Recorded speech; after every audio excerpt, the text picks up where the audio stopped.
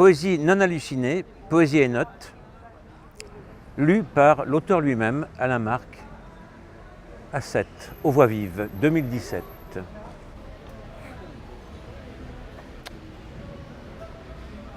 L'inconnu nous dévore. Devant mes yeux, il y a un mur de brouillard.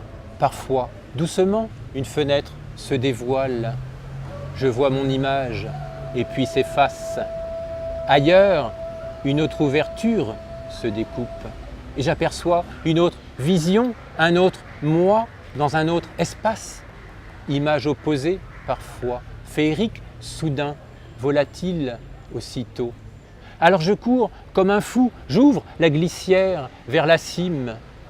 L'inconnu nous dévore. Toujours une poésie non hallucinée qui s'appelle « Les eaux nous assaillent ».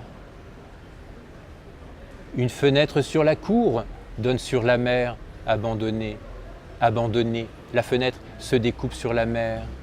Une fenêtre s'ouvre sur la cour et la mer, abandonnée, se découpe à son tour.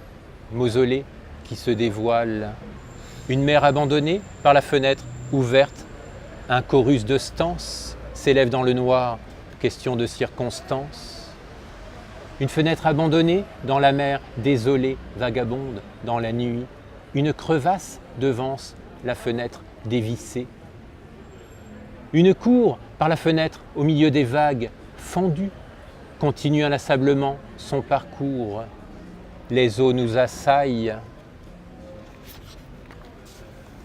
Une poésie rescapée qui s'appelle « Ce feu me tue ». Des images masquent les yeux et collent contre le mur, flamment en linceul. Les cendres ont levé les brindilles.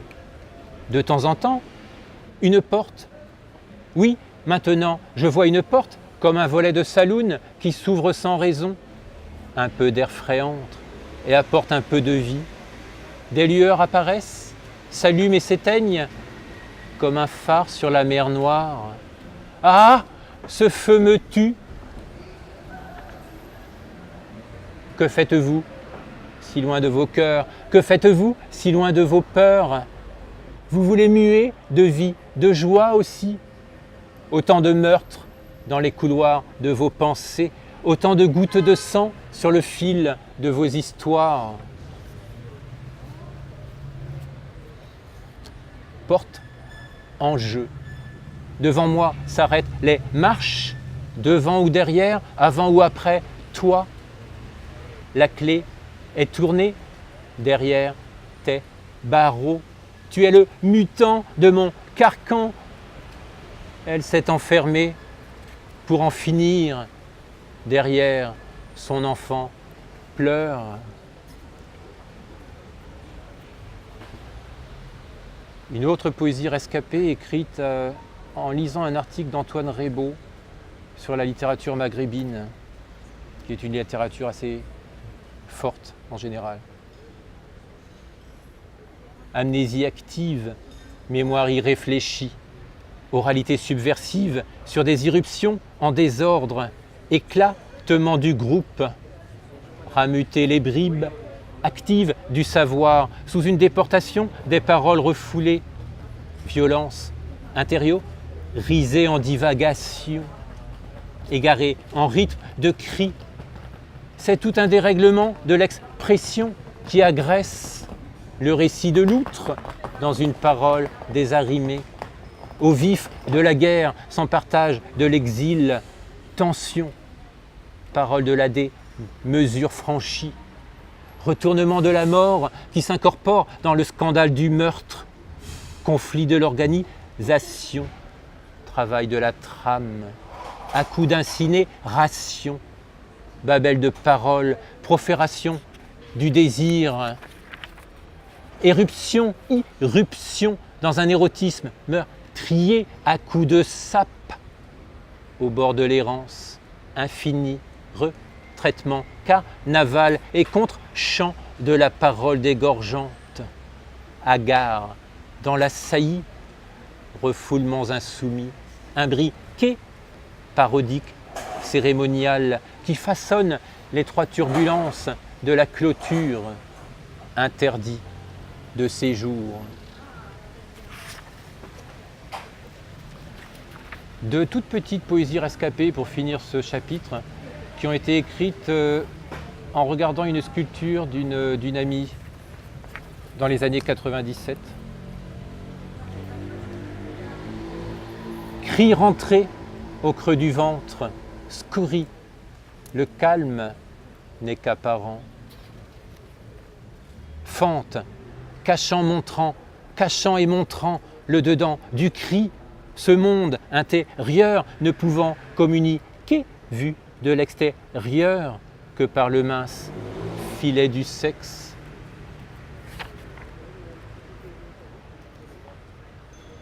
Une longue poésie éveillée, écrite dans la nuit du 5 au 6 mars 88.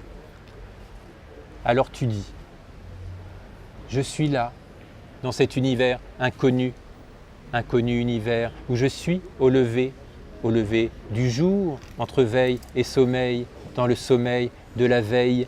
Que fais-tu ici, si loin du monde, si loin de la vie? Que fais-tu à l'aube, à la fin de la nuit, à la fin de la mort, lente agonie, ressuscité? Tu ressuscites à chaque fois d'un long voyage qui t'est familier. Tu ressuscites à chaque nuit dans la vie. Où es-tu? Où vas-tu? Seul. Tu écoutes, tu regardes ta vie et tu imagines l'autre univers, celui que personne ne connaît. Et tu imagines un autre toi, celui qui avance, celui qui vit. Et tu imagines la vie simple, la vie sans bâillement. Et tu imagines la vie qui chante. Mais pour toi, la vie n'a jamais chanté. Alors tu dis, pour chanter un jour à ton tour. Alors tu dis, pour vivre toujours sous la lumière du jour.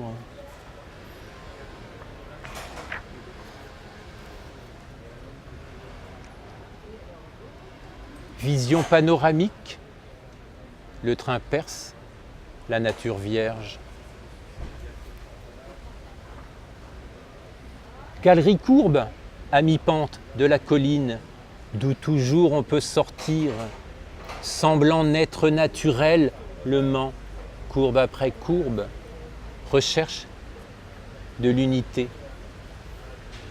Ça a été écrit en écoutant un reportage sur Pierre Riboulet, qui est un architecte qui a notamment conçu l'hôpital Robert Debré à Paris. Ça, c'est encore un peu sur l'architecture. C'est un poème en lisant Anne Portugal. Arrête, droite, point de fuite et point d'arrivée, point d'avancée ou angle droit, équilibre dans l'espace. Et peut-être une petite dernière, là on était sur les poésies zen. La basse continue soutient tout l'édifice musical. Merci Alain et à la prochaine.